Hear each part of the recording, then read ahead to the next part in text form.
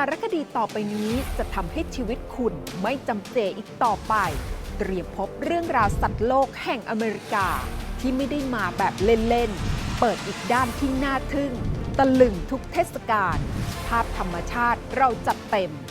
ผมคิดว่าแค่เห็นการจับคู่ก็ยากแล้วจนผมได้เห็นนี่ แต่มันก็คุ้มค่ามาก โอ้พระเจ้าช่วย ไม่ต้องเดินทางรอบโลก เพราะเรารวมมาให้แล้วในอัศจรรย์สัตว์อเมริกา 21-28 กุมภาพันธ์ 3 ทุ่มตรง ทาง PSI สารดีช่อง 99 ช่องสารคดีมีชีวิต